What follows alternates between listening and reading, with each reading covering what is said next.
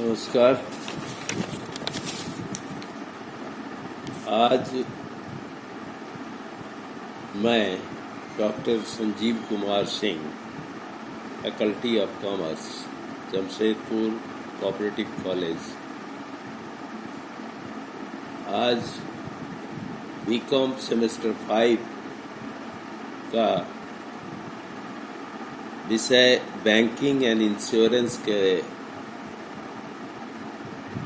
साथ एक प्रश्न का उत्तर दूंगा। प्रश्न है कि भारत में स्वतंत्रता के पश्चात वाणिज्यिक बैंकों के विकास को बताएं। Trace the evolution of commercial banking in India after independence. यूं तो सभी बैंक से परिचित हैं, मगर इसके इतिहास के बारे में शायद सभी को पता नहीं होगा। आज भारतीय बैंकिंग प्रणाली का जो वर्तमान काफ़ी आकर्षक और सुविधाजनक है, लेकिन इतिहास काफ़ी संघर्षपूर्ण रहा है और ये कई चरणों में इसको विभाजित किया गया है। पहला चरण है 1806 तक, यानी भारत में अंग्रेज़ों की हुकूमत से पूर्व जो मुस्लिम शासन था, उस वक्त किस तरह ईस्ट इंडिया कंपनी मुंबई और कलकत्ता के कुछ एजेंसी गृह के द्वारा इसको चलाया जाता था और इसका किस तरह से विकास हमारे बैंक ऑफ हिंदुस्तान के नाम से या 1970 में कलकत्ता में इसको स्थापित किया गया था। दूसरा स्टेज था जो 1806 से 1860 की अवधि, और इस समय भी काफ़ी विकास हुआ, मगर बढ़ते स्वरूप के कारण जितना होना चाहिए वो उस समय भी विकास नहीं हो पाया। तीसरी अवस्था जो थर्ड स्टेज थी वो 1860 से लेकर 1913 की थी। इस समय भी संयुक्त पूंजी वाले अनेक बैंक स्थापित होने लगे थे और चौथी अवस्था जो 1913 से 1939 तक का है, इस समय ये पाया गया कि केंद्रीय बैंक के अभाव के कारण बैंकों पर प्रत्यक्ष नियंत्रण का अभाव था।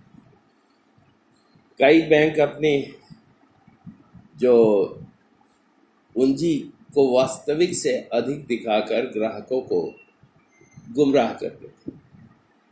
उस समय देश में मुद्रा बाजार का भी विकास नहीं हुआ था, जिसके कारण बैंकों में आपसी तालमेल भी नहीं था।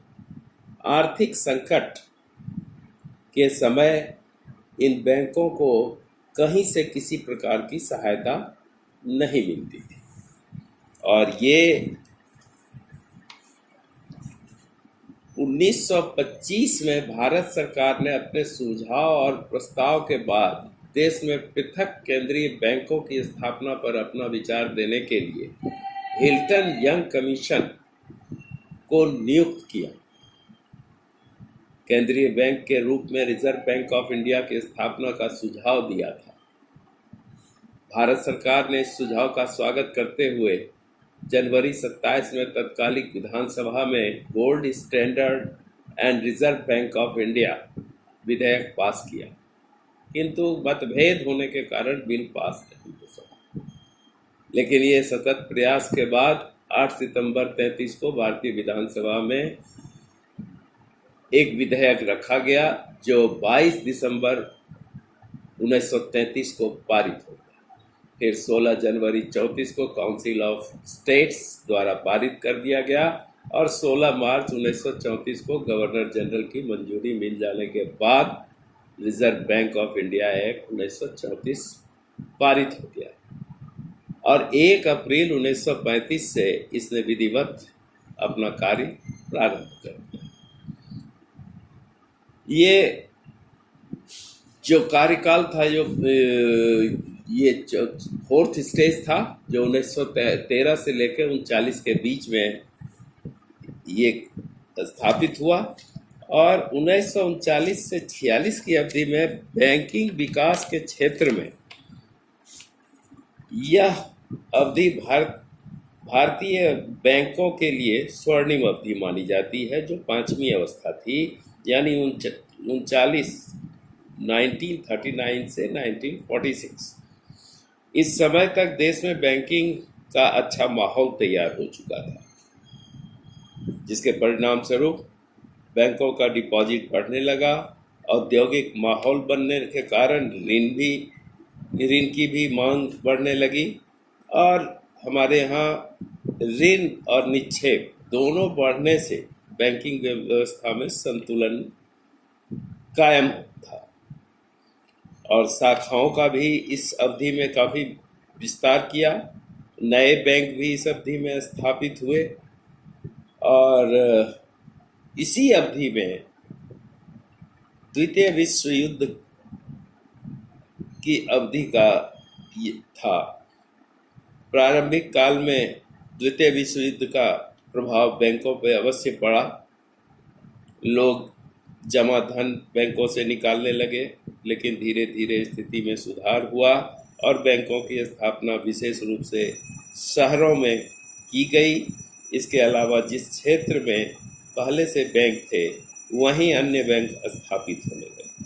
परिणाम स्वरूप बैंकों के बीच अनावश्यक प्रतियोगिता भी बढ़ने लगी। इस अवधि में बैंकों के निवेश नीति में कुछ आधारभूत परिवर्तन हुए, और इसके बाद जो कार्यकाल छठी अवस्था को देखा गया, उसमें 1947 से अब तक की स्थिति, जो स्वतंत्रता के पश्चात वाणिज्यिक बैंकों का विकास दर्शाया गया है, कि हमारे यहाँ भारत पाकिस्तान के रूप में देश का विभाजन का बुरा प्रभाव भारतीय बैंकों को भी झेलना पड़ा।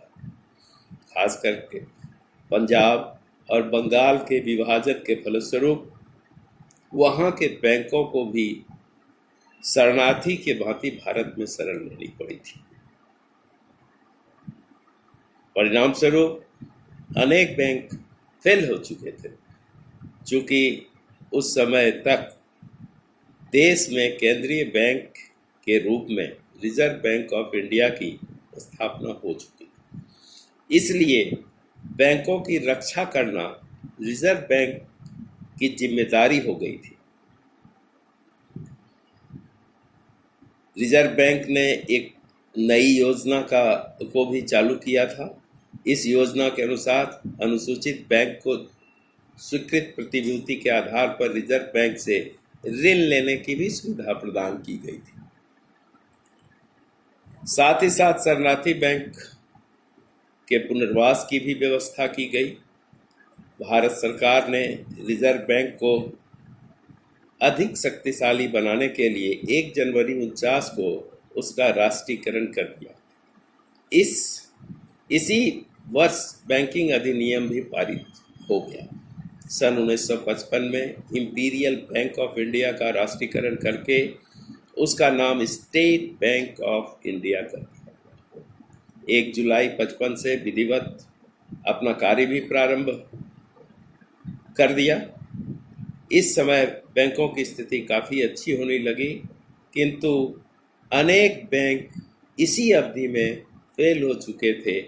केवल 1947 से 51 5 वर्षों की अवधि में 242 बैंक फेल हो चुके थे, और 1949 में पारित बैंकिंग अधिनियम 49, जो 1949 का सन 62 में संशोधन करके उसका नाम बैंकिंग नियमन अधिनियम यानी बैंकिंग रेगुलेशन एक्ट कर दिया गया। इस अधिनियम के अनुसार बैंकों को कई नियमों और उप नियमों के साथ जोड़ दिया गया और जो इसी अवधि में state bank of India bank अधिनियम 1959 के तहत 8 बैंक के नाम के आगे स्टेट शब्द लगाकर स्टेट बैंक ऑफ इंडिया का सहायक बैंक बनाया गया। 1963 इनमें स्टेट बैंक ऑफ बीकानेर और स्टेट बैंक ऑफ जयपुर को मिलाकर स्टेट बैंक ऑफ बीकानेर और जयपुर कर दिया गया। इस विलय के बाद स्टेट बैंक के सहायक बैंक की संख्या 7 रह गई और स्टेट बैंक ऑफ सौराष्ट्र का भी स्टेट बैंक ऑफ इंडिया में विलय हो गया। पुनः स्टेट बैंक ऑफ इंदौर का स्टेट बैंक ऑफ इंडिया में विलय कर देने से स्टेट बैंक के सहायक बैंकों की संख्या 5 रह गई। किंतु 2017 को स्टेट बैंक ऑफ इंडिया के 5 सहयोगी बैंक और भारतीय महिला बैंक का स्टेट बैंक ऑफ इंडिया में विलय हो गया। जिन 5 सहयोगी बैंक का विलय हुआ वो थे स्टेट बैंक ऑफ बीकानेर एवं Jaipur, state bank of Mysore, state bank of Travancore, state bank of Hyderabad तथा स्टेट बैंक ऑफ पटियाला। इसी दरमियान जो 47 के बाद 19 जुलाई 1969 को देश के 14 बड़े वाणिज्यिक बैंक का राष्ट्रीयकरण एक अध्यादेश के अंतर्गत कर लिया गया, जिनकी जमा 50 करोड़ से अधिक थी। इन 14 बैंक में सेंट्रल बैंक ऑफ इंडिया, दूसरा बैंक ऑफ इंडिया, तीसरा पंजाब नेशनल बैंक, चौथा कैनरा बैंक, 5वां यूनाइटेड कॉमर्शियल बैंक, 6ठा सिंडिकेट बैंक, 7वां बैंक ऑफ बड़ौदा, 8वां यूनाइटेड बैंक ऑफ इंडिया, 9वां देना बैंक, 10वां यूनियन बैंक ऑफ इंडिया, 11वां इंडियन बैंक, 12वां इलाहाबाद बैंक और 13वां इंडियन ओवरसीज बैंक और 14वां बैंक ऑफ महाराष्ट्र। 15 अप्रैल 1980 को पुनः उन निजी बैंकों का राष्ट्रीयकरण किया गया जिसका जमा राशि 200 करोड़ से अधिक था।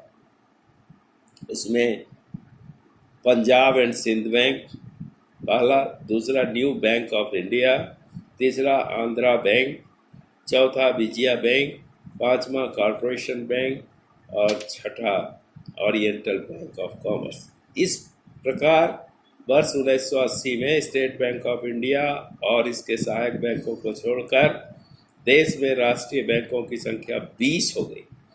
किंतु 4 सितंबर 1993 को सरकार ने न्यू बैंक ऑफ इंडिया का पंजाब नेशनल बैंक में विलय कर दिया।